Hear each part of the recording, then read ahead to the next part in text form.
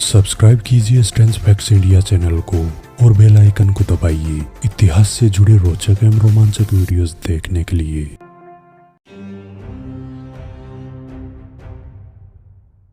इस दुनिया में मैं कुछ भी लेकर नहीं आया, किंतु पापों का भारी बोझ लेकर जा रहा हूँ।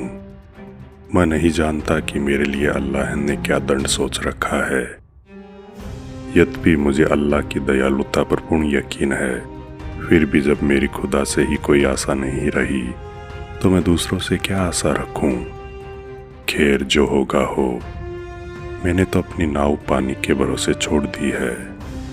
विदा विदा अलविदा। ये सब थे अंतिम समय में अपने बेटे कामबख्श को लिखे पत्र में आलमगीर बादशाह औरंगजेब के।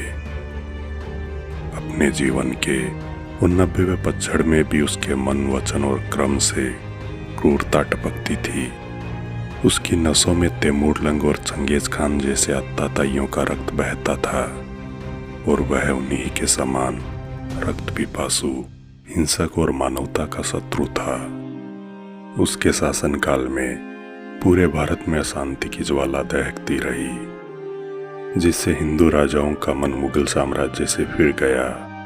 वे मुगलों के शत्रु हो गए। दक्कन में लड़ते लड़ते औरंगजेब बहुत बूढ़ा हो गया था। उसका पूरा शरीर कांपता था। उसकी कमर 90 डिग्री के कोण पर झुक गई थी। कमर झुक जाने के कारण वह हर समय लाठी लेकर चलता था। अब वह हाथी घोड़ों पर सवार नहीं हो सकता था, इसलिए उसे पालकी में बैठाकर एक जगह से दूसरी जगह ले जाया जाता था। रात के समय में भी उसे नींद नहीं आती थी और वह लाठी पकड़कर सैनिक शिविर में घूमता रहता था। उसके दांत गिर जाने से गालों में गड्ढे पड़ गए थे तथा आंखें भीतर की ओर धंस गई थी और उसके अंदर घूमती हुई पुतलियां दहकते हुए अंगारों की तरह दिखाई देती थी। उसके पोपले मुंह पर लंबी सफेद दाढ़ी लटकती थी। इन कारणों से उसका चेहरा बहुत डरावना प्रतीत होता था। कोई अनजान आदमी अगर उसे अकेले में देख ले तो प्रेत समझकर डर सकता था। इतने बूढ़े और कमजोर होने के बाद भी औरंगजेब के मन में हिंदू धर्म को नष्ट करके इस्लाम का प्रचार करने का उत्साह कम नहीं हुआ था। उस समय सुन्नियों के साथ साथ शिया, खोजा और बोहरा मुस्लिम भी हिंदुस्तान में रहते थे, लेकिन औरंगजेब केवल सुन्नियों को ही मुसलमान मानता था। वह यह सहन कर सकता था कि उसे मृत्यु आ जाए, किंतु यह सहन नहीं कर सकता था कि उसके जीते जी एक भी शिया साम्राज्य नष्ट होने से बच जाए।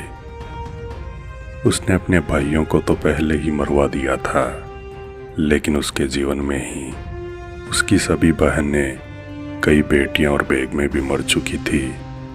उसकी मृत्यु से पहले उसके 2 नातियों की भी मृत्यु हो गई थी। इस तरह उसकी आंखों के सामने पूरा परिवार मर गया था। केवल उसके 3 शहजादे आजम, मुअज्जम और कामबख्श तथा एक शहजादी जिन्नतुन्निसा ही जिंदा बचे थे, और वे भी उसके अंतिम समय पर उसके न चाहते हुए भी उत्तराधिकार की लड़ाई लड़ रहे थे।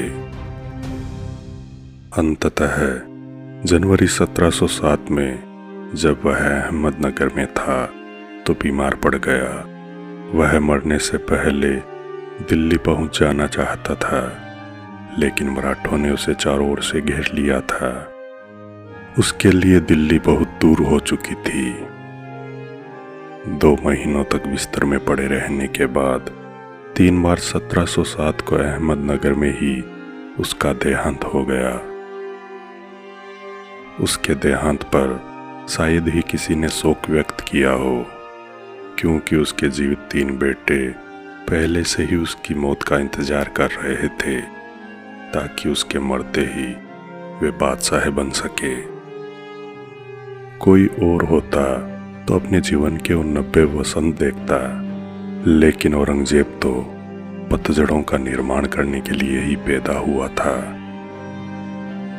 दोस्तों, आपको हमारा यह वीडियो कैसा लगा कृपया लाइक एवं कमेंट ज़रूर करें। मैं विजय राठौड़ जल्द लौटूंगा इतिहास से जुड़े रोचक एवं रोमांचक वीडियोस लेकर। जुड़े रहें हमारे चैनल स्ट्रेंज फैक्ट्स इंडिया के साथ।